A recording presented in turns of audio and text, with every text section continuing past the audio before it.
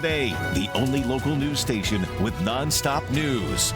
Well, it's what we do. Good morning. Nonstop news starts right now. We are the only station in town commercial free for the next 15 minutes. We have you covered this morning, including a look at traffic with Joy and, of course, look at your weather with Jeannette. Good morning, Jeannette. Good morning. Happy Thursday. Big day before the holiday. If you're going to be hitting the roads, of course, Joy's going to cover that. I can say, at least in San Antonio, no weather-related problems, but do watch out for some wet roads to our west, to our north, and across the east. Live look outside. Raul B. Rodriguez low weather cameras across the zones. It is very muggy out there. We have the soupy tropical air mass still sitting over the area. Temperatures in the mid to upper 70s. There is rain showing up still in some of the same places since we went on at 4:30 this morning. Still seeing that patch of light rain coming in from Mexico extending into southern Valverde County and now overspreading more of Kinney County, Edwards Plateau, Western Hill Country, patchy light rain, and also some lingering showers in the far eastern zone. Here in San Antonio this morning, we could see a shower. Better chance for rain, though, comes this afternoon to 3 p.m. up until about 7 o'clock in the evening. On and off showers, maybe a thunderstorm. Otherwise, it is going to be mostly cloudy. Forecast high of just 88 degrees. That's great. Tomorrow, still a chance for rain. We'll take a closer look at your 4th of July forecast coming up in your full forecast in under 10 minutes. All right, live look outside here. We've got a view from the ground. We've got road cam. Photojournalist David Mendoza has had a very easy morning. Let's check in with him now. David, good morning. Hey, good morning. I'm approaching 281 North and 35. I haven't really seen much of anything this morning besides clear roadways. So, like I said, there's been absolutely no problems on the roads this morning, but I'm going to keep my eye out. You'll be the first to know if I see anything. Back to you. All right, David, we will continue to check in with him just in case, but as of right now, we are set up for a nice and easy morning. That's the latest with your on-time traffic. All right, guys, thank you. Speaking of traffic, we had a big wreck just north of downtown near North Star Mall this morning. This was at 410 in San Pedro, about 2 a.m. We are told that one person was possibly hurt. We're still working to get more information. It's kind of slow going this morning. I can tell you I drove past it on my way to work. Several first responder crews there, several police officers. Again, we will update you online and on TV when we know more information. We also have a follow-up this morning about the man accused of killing Ron Acosta, who, of course, is the founder of Las Palapas. Police say that his nephew, David Ruiz, did the murder. This morning, we are now hearing from the suspect's father. So that father's name is James Ruiz. He says he sensed something was wrong or off with his son just a few days before all of this went down. He says that David unexpectedly drove from California to San Antonio, and in his words, this is the father talking, once he realized what happened, he urged his son to turn himself in. Oh, it's unbelievable. And I just keep stressing it, literally 1 week. 1 week ago, we went from point A to point Z. And little by little, each day, I'm starting to notice behaviors that are a little bit out there. And several of the behaviors involve paranoia. James says his son had been threatening him and other family members. He says he is relieved, actually, that police arrested him. This morning, Ruiz is still in custody at the Kimball County Jail, waiting to be picked up by Bexar County authorities. The San Antonio chapter of the Texas Restaurant Association released a statement saying Acosta never hesitated to give back, supporting countless charities and causes across the city. They say he'll be remembered not only for his business leadership, but for his generosity and heart. We will continue to follow the very latest developments on this story, both on television and online at news4sa.com. Right now, the Bexar County Sheriff's Office is looking for this woman, 27-year-old Bianca Marie Reyes. She was last seen Wednesday morning at a home near 1604 and Shanefield.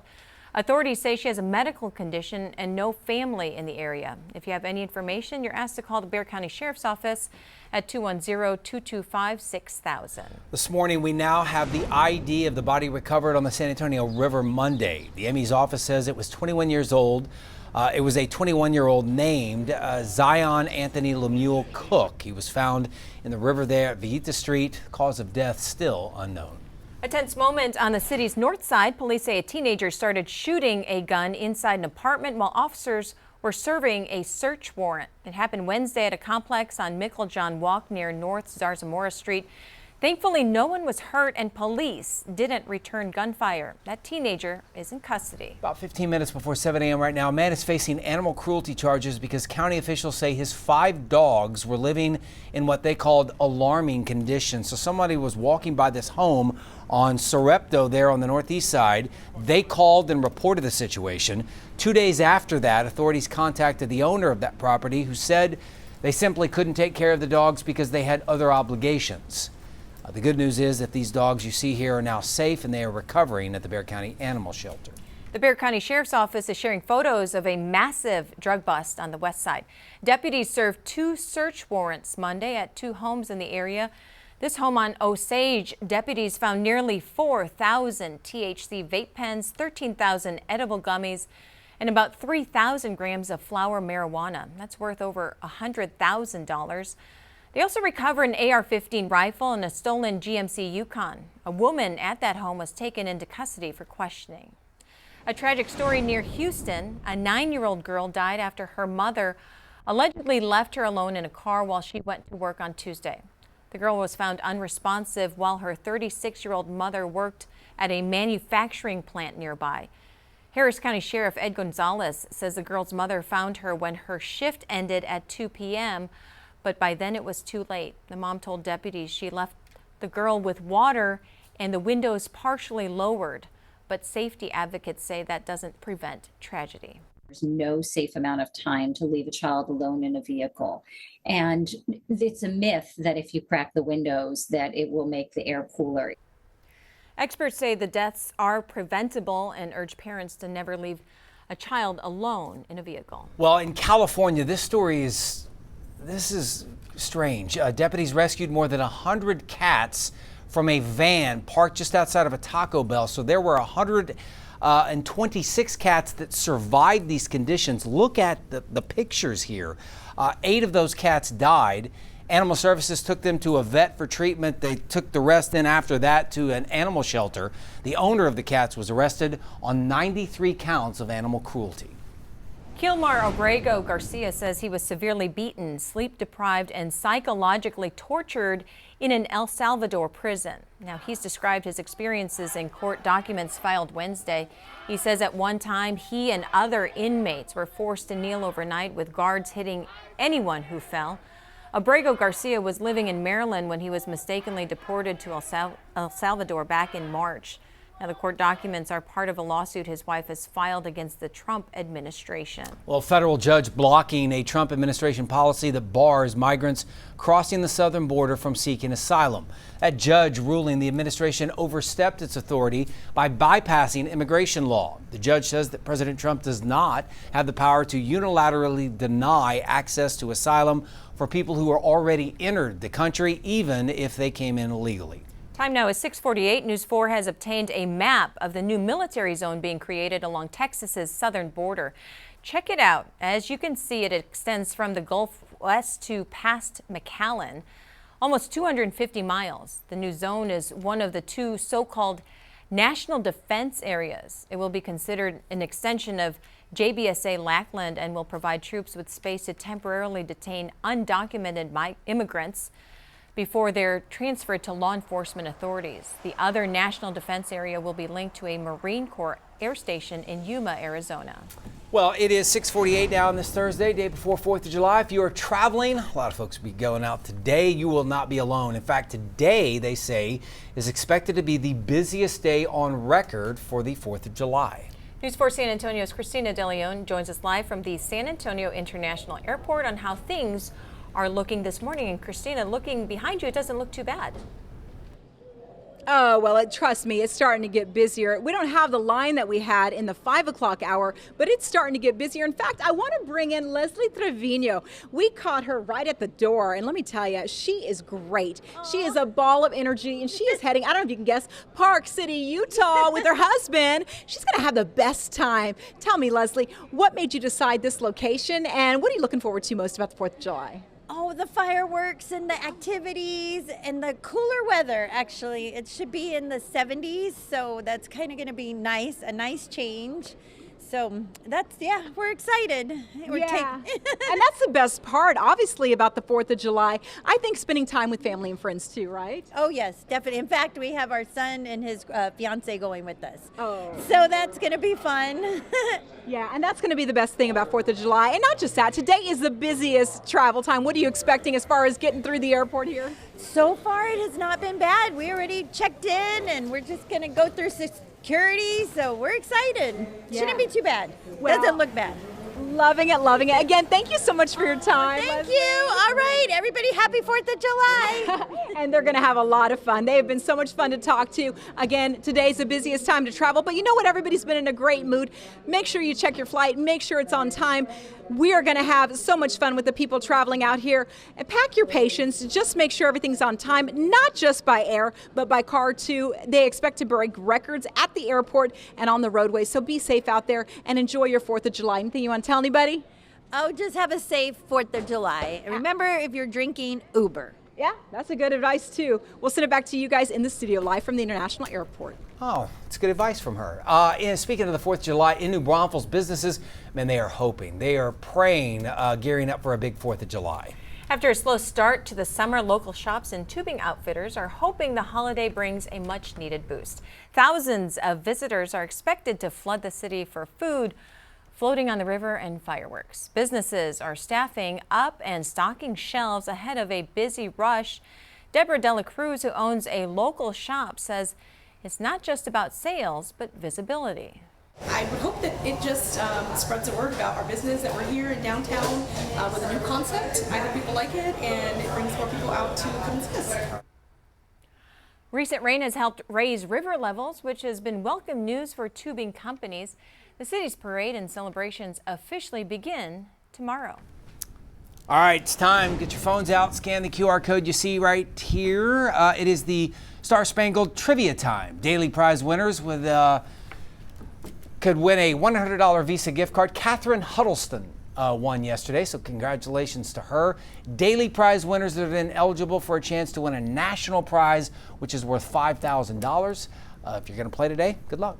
Now your certified most accurate 4-zone weather with meteorologist Jeannette. And it looks like we're going to have a good 4th of July with barbecues. And if there is a shower, it's just going to come and go. Chance for rain early in the day tomorrow, and that's before 3 p.m., late in the day, drier. Should definitely be drier by the evening for the fireworks. Nice. I've had to include a chance for rain on Saturday, but it's 30% now. So it really just depends where you are and how you want to look at it, whether you're upset that you're going to get rain or not. Glass half full. There's lots to talk about. Let's get right to it. What to expect weather-wise? Well, scattered showers and thunderstorms. That stays in the forecast for today. Could still see a bit of rain tomorrow, including Saturday, but it now looks a lot drier by Sunday. Cooler than normal temperatures through tomorrow with highs only in the upper 80s to near 90 degrees. Normal high for San Antonio is 94. Next week looks hotter. That's when we should get to the mid 90s. Across the state, check out how active it is. If you're going to be traveling to the north, west, or even east, just know you're going to come across some rain. Mostly light rain and no big concern for flooding at the moment, but that could change later on tonight into tomorrow, especially to our north. If you're going to be driving west into West Texas, seeing flood watches there, so heads up driving westbound along I-10. Closer to South Central Texas, still seeing rain in some of the same spots that we saw earlier. Light showers, mostly light showers from Karnes County to southern Gonzales County, including Goliad, DeWitt, and Lavaca counties. Western Hill Country, we're seeing a few sprinkles from Kendall County back towards portions of Bandera and Kerr County, with some steadier light rain from Edwards to Real County. Here's this area of rain that's on the other side of the border. That is starting to decrease and kind of fizzle out, but notice on the northern edge of that, still some steady light rain extending from southern Valverde County to Kinney County. Up across North Texas, Dallas, seeing just a few sprinkles, but to the south and west of downtown Dallas, there is some steadier rainfall. Back towards New Mexico and northern Arizona, including southern Nevada, a bit wet on this early Thursday. As we go through the day, we're going to see scattered showers along with a couple of thunderstorms. And just like yesterday, there could be some pockets of heavy rain. Later on tonight into tomorrow morning, we'll have to watch because I do expect to see some rainfall.